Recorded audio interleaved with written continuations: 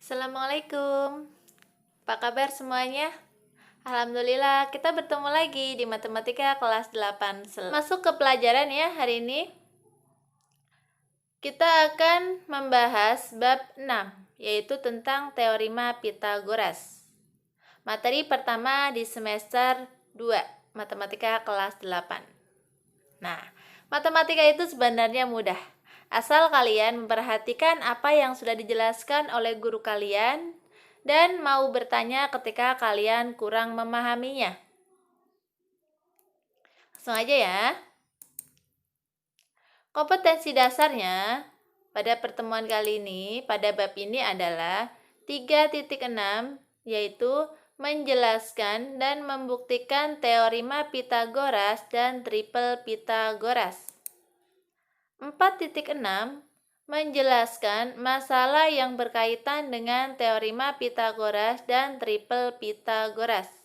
Jadi di sini intinya kalian harus bisa membuktikan dan memahami soal-soal tentang triple Pitagoras dan teorema Pitagoras. Tujuan pembelajarannya, setelah mengikuti kegiatan pembelajaran ini, diharapkan peserta didik dapat membuktikan kebenaran teorema Pitagoras. Yang kedua, menentukan panjang sisi segitiga siku-siku jika panjang dua sisi diketahui. Oke, di sini ada segitiga siku-siku. Oke, kita review ya tentang segitiga. Review sebentar lah. Apa sih yang kalian pikir ketika kalian mendengar segitiga siku-siku? Mungkin kalian masih ingat ciri-ciri utamanya itu apa segitiga siku-siku? Iya, benar. Jadi segitiga siku-siku itu adalah segitiga yang salah satu sudutnya besarnya itu 90 derajat. Nah, ada berapa segitiga itu? Ya, ada 3. Tadi udah disebutin. Yang pertama itu segitiga siku-siku. Oke, Miss kasih pertanyaan. Segitiga yang besar sudutnya lebih dari 90 derajat itu disebut sebagai segitiga apa? Ya, segitiga tumpul. Kalau satunya? Ya, segitiga lancip, yaitu yang besar sudutnya itu kurang dari 90 derajat. Oke, alhamdulillah. Berarti kalian masih ingat ya, ini pelajaran SD. Ternyata penerapan dalam kehidupan sehari-hari, materi teorema Pitagoras ini bisa kita terapkan. Nah, di sini Miss punya gambar. Ini ada gambar apa? Ya, ada gambar tangga. Tangga ini disandarkan pada sebuah tembok. Oke, di sini ada ceritanya ya. Pak Raswan akan menghias dinding rumah bagian atas. Beliau ingin naik menggunakan tangga. Ternyata dinding yang dicapai tangga setinggi 4 meter, sedangkan jarak tembok bawah ke tangga bagian bawah 300 cm. Pertanyaannya, berapa panjang tangga yang diperlukan Pak Raswan tersebut? Nah, yang ditanyakan ini, panjang tangga ini berapa? Tadi kan udah diketahui nih di sini. Tangga setinggi 4 meter. Dinding yang dicapai tangga setinggi 4 meter. Berarti tinggi tembok ini nih. Nah, nih tingginya ini adalah 4 meter. Kemudian, jarak tembok bawah ke tangga bagian bawah, tembok bawah ke tangga bagian bawah berarti di sini. Di sini ada 300 cm. Yang ditanya ini. Panjang tangganya berapa? Ini yang ditanyakan. Nah, ternyata di sini satuannya berbeda kan? Di sini meter, di sini sentimeter. Berarti kalian samakan terlebih dahulu. Masih ingat kan satuan panjang? Mungkin ketika di SD kalian diajarinya itu menghafalnya kucing hitam dalam mobil, desi centil, mondar mandir. Masih ingat kan? Iya. Oke, jadi kalau Miss tanya 300 cm itu berapa meter? Berapa? Iya, benar. Jadi 300 cm itu adalah 3 meter. Nah, untuk menjawab pertanyaan ini, kita bisa pelajari terlebih dahulu bab teorema Pitagoras berikut. Siap ya belajar teorema Pitagoras? Oke, kalau udah siap, kita lanjut. Yuk, kita ingat kembali. Apa sih yang harus kita ingat? Oke, dalam teorema Pitagoras, kita banyak-banyak akan ditemukan dengan bilangan berpangkat. Coba, ada yang masih ingat bilangan berpangkat itu apa? Ketika Miss bilang bilangan berpangkat, apa yang kalian pikirkan? Ya, benar kata Pasha. Ada pangkat 3, ada pangkat 2, yaitu namanya bilangan berpangkat. Nah, ini contohnya 2 pangkat 2 atau 2 kuadrat. 3 pangkat 2. Masih ingat? Bisa? Oke, coba. Kalau kalian masih ingat, coba kita hitung ya. 2 pangkat 2 itu berapa? Ingat ya, 2 pangkat 2 itu artinya 2 dikali 2. Berapa? 4. 3 pangkat 2? Iya, 9. 4 pangkat 2? Berapa? Aron? 8? Oh, bukan ya. Perhatikan lagi, 4 pangkat 2 itu 4 dikali 4, bukan 4 ditambah 4. Oke? Jadi ketemunya 16. Ini 25, 36, 49, 64, 81, 10 pangkat 2 itu 100. Masih ingat kan? Mudah-mudahan ya kalian masih ingat. Nah, terus bagaimana dengan bilangan akar? Apa? Ayo, bilangan akar itu. Iya, benar. Yang bentuknya kayak rumah. Boleh deh. Nah, kayak gini nih bentuknya. Ini namanya akar. Akar 4 itu berapa? Berapa kali berapa yang ketemunya 4? Berarti 2 kali 2. Akar 9. Angkanya berapa kali berapa ketemunya 9? Iya, 3. Akar 16? 4. Oke, coba kalian perhatikan di sini ya. Di sini ternyata 2 pangkat 2, 4. Berarti kalau akar 4 itu ketemunya 2. Karena kan tadi yang ditanyakan berapa kali berapa yang ketemunya 2. Angka yang sama jika dikalikan ketemunya 4. Berarti 2. 9.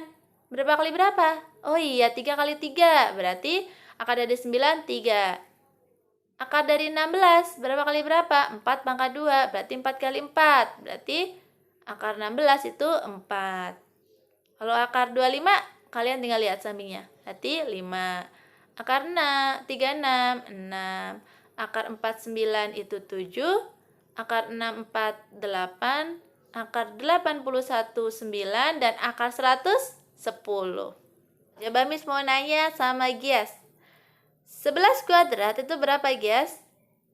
Iya, 1, 2, 1.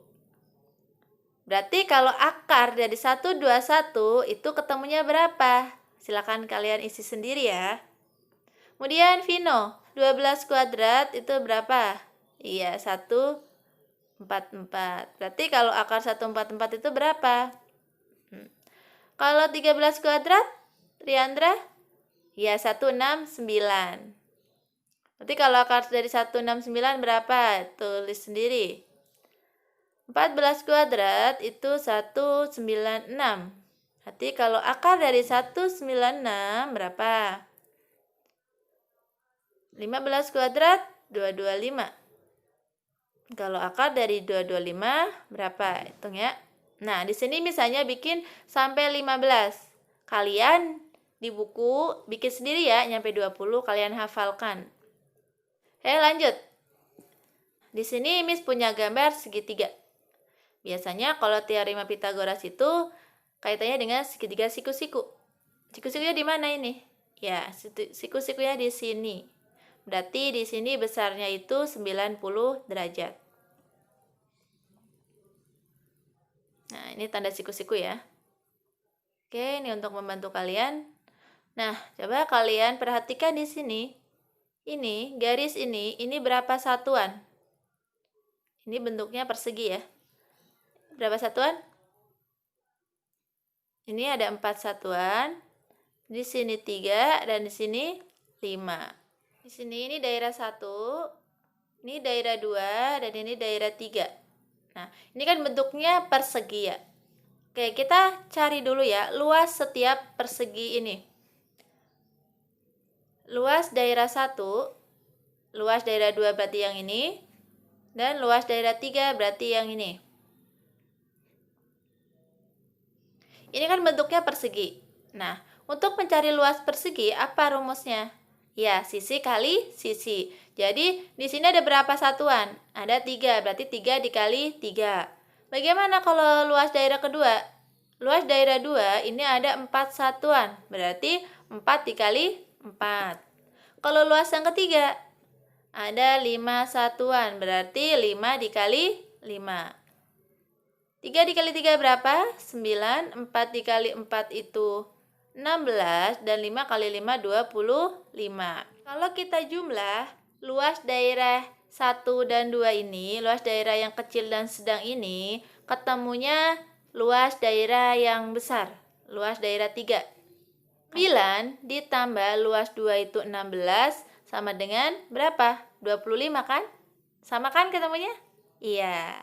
Jadi, luas daerah kecil ini sama sedang ditambah ketemunya luas daerah yang besar ini. Misal, jika di sini 3 ini Miss ganti jadi A, 4 Miss ganti jadi B, dan 5 satuan ini Miss ganti jadi C, maka akan didapat, tadi kan 9 itu dapat dari 3 kali 3, berarti 3-nya kita ganti A, jadi A, berarti A dikali A. Ditambah 4-nya diganti jadi B, berarti B dikali B. Sama dengan 5-nya diganti C, jadi C dikali C. Nah, tadi kan 2 dikali 2 itu sama aja 2 kuadrat. Berarti kalau A dikali A, itu berarti A kuadrat. Ditambah B kali B kuadrat sama dengan C dikali C, berarti C kuadrat. Inilah rumusnya. Bisa juga ditulis C kuadrat sama dengan A kuadrat ditambah B kuadrat. Hanya Miss pindah ya C-nya di depan. Nah, biar kalian lebih mudah dalam mengingat, di sini akan Miss ganti C ini kan C ini garis apa? Miring kan? Ya, jadi C Miss ganti jadi miring. Miring itu disingkat jadi M. Berarti M kuadrat sama dengan, nih, A itu adalah garis datar. Datar itu disingkat jadi D.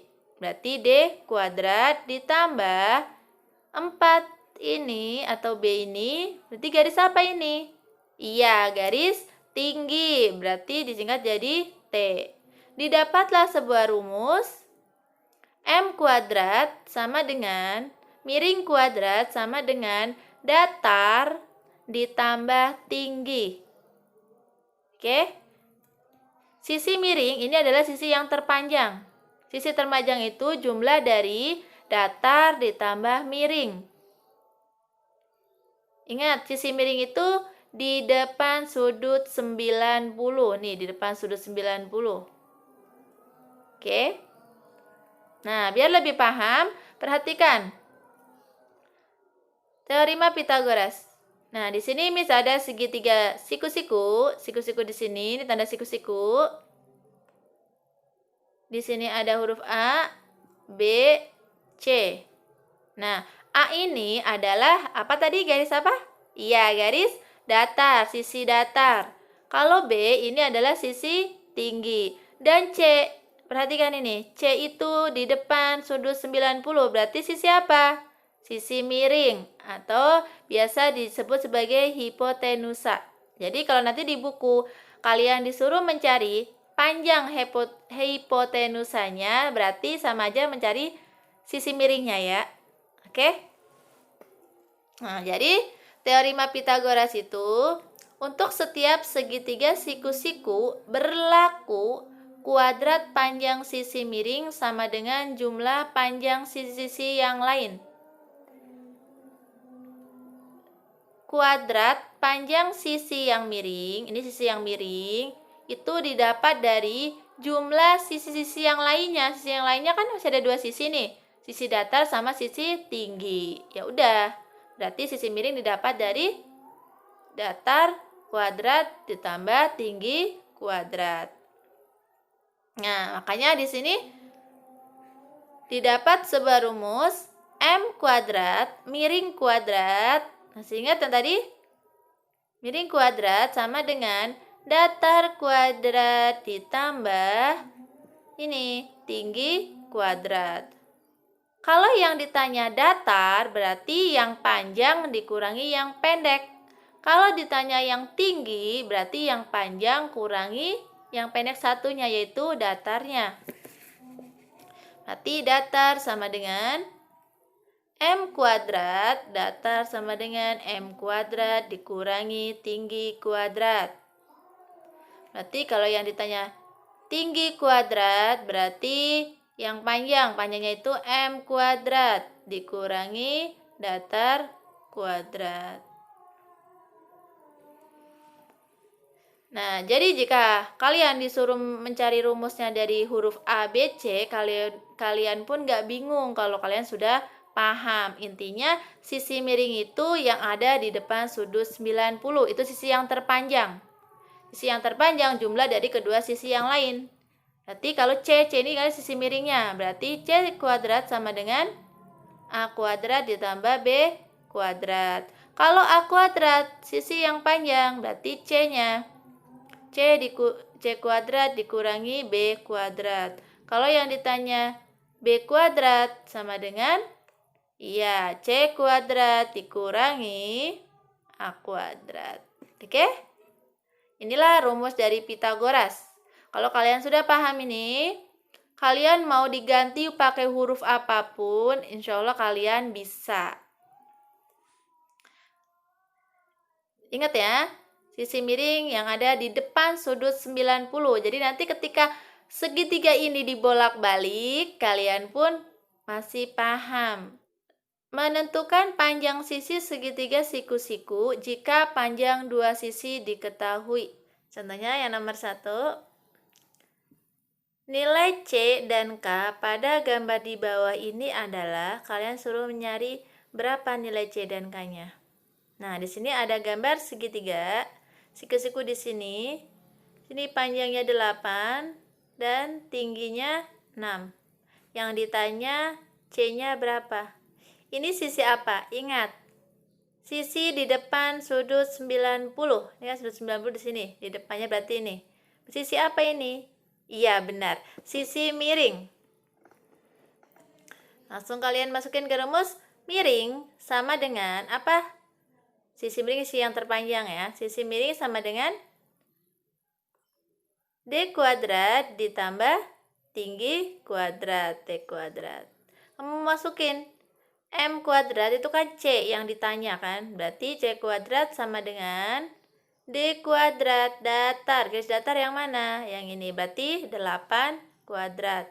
Ditambah tingginya 6.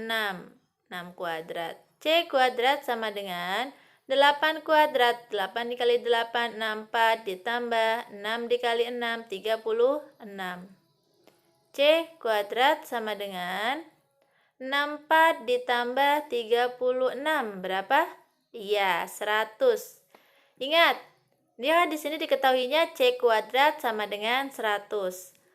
Kalau yang dicari itu C-nya kuadrat, pindah ruas jadi akar. Jadi C sama dengan akar dari 100. Berapa akar dari 100? Iya, 10 cm. Oke, lanjut contoh yang kedua.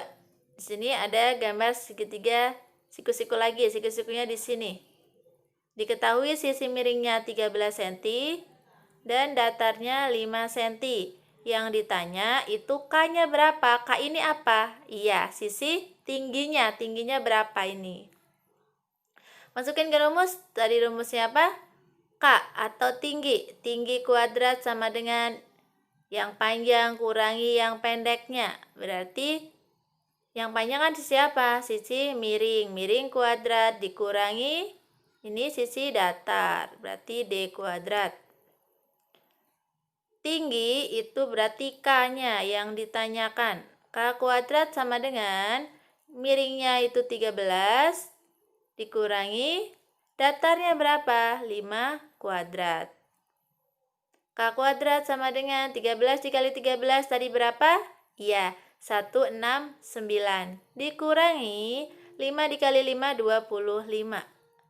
K kuadrat sama dengan 169 dikurangi 25 berarti 144.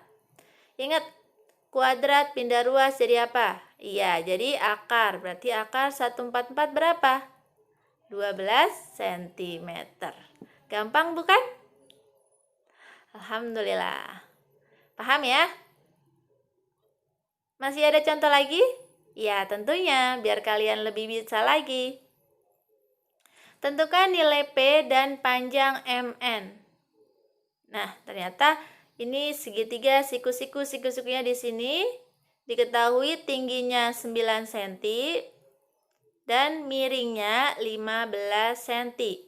Berarti ini P-nya yang ditanya. P itu apa? Garis apa ini? Ya, datar. Berarti datar kuadrat sama dengan yang panjang kurangi pendeknya. Berarti 15 kuadrat. M kuadrat dikurangi pendeknya itu tinggi. Berarti T kuadrat. D kuadrat itu P. Berarti P kuadrat sama dengan M-nya 15. Oke, di sini kalian ternyata disuruh mengisi sendiri. M-nya berapa? M-nya 15 kan? Dikurangi tingginya berapa? Tingginya 9. Dikuadratkan, dihitung sendiri. P-nya berarti berapa kuadrat tadi? Dihitung ya. Bisa kan? Bisa dong. Oke, contoh soal yang selanjutnya. Wah, ternyata di sini segitiganya dibalik nih. Siku-siku di sini, ingat tadi Miss bilang apa? Sudut terpanjang atau sisi miring itu yang ada di depan sudut siku-siku. Nah, di sini ada M, N, dan O. Jangan pernah berpikir kalian kalau MN ini adalah sisi miring. Karena siku-sikunya di sini, bukan di sini ya. Jadi MN ini bukan sisi miringnya, tapi sisi miringnya yang mana? Iya, benar, sisi miringnya itu ON. Diketahui ON itu 10 cm,